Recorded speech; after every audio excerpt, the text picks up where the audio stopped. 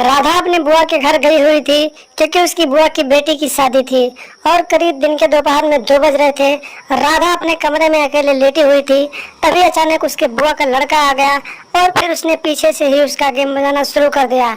और जब राधा ने देखा कि उसके बुआ का लड़का उसका गेम बजा रहा है तो उसने इसका विरोध नहीं किया और फिर उठा उठा के उसे देने लगी।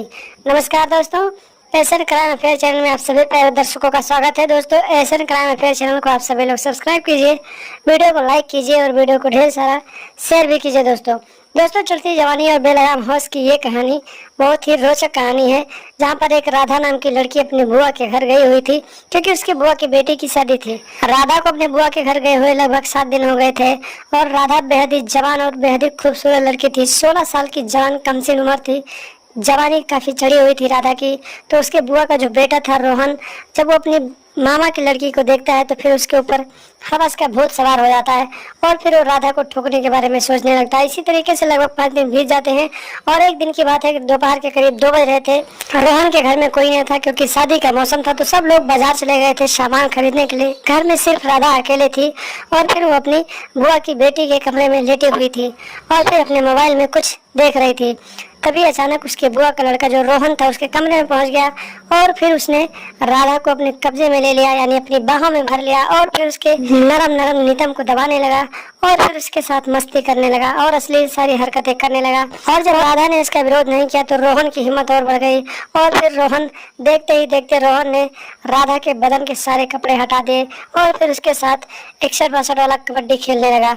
जब रोहन जोर जोर तरीके से अपने मामा की लड़की के साथ कबड्डी खेल रहा था तो उसकी मामा की जो लड़की थी उसे भी काफी दिनों बाद कोई जवान कोई तंदुरुस्त लड़का मिला था, तो फिर वो भी मजे लेने लगी और उठा उठा कर अपने बुआ के लड़के रोहन को देने लगी और फिर जोर जोर की सिसकारियां निकालने लगी और उन दोनों की कामुक भरी सिसकारियां पूरे रूम में गूंजने लगी। और लगभग 1-1.5 घंटे तक रोहन अपनी मामा की लड़की का गेम बजाता रहा और फिर जब थक गया तो फिर वहां से उठकर बाहर चला गया और फिर अपने दोस्तों के साथ घूमने चला गया। इसी तरीके से 2-3 दिन बीत गए और रोज रात को जब सब घर वाले सो जाते थे तो फिर रोहन अपने मामा की लड़की का गेम बजाता था। शादी के दिन भी रोहन अपने मामा की लड़की के साथ 61-62 वाला गेम खेल रहा था। तभी अचानक वहां पर उसकी माँ पहुंच गई और फिर रोहन की माँ ने अपनी भतीजी और अपने बेटे को एक साथ 61-62 खेलते हुए देख लिया और फिर उसने हल्ला मचा दिया।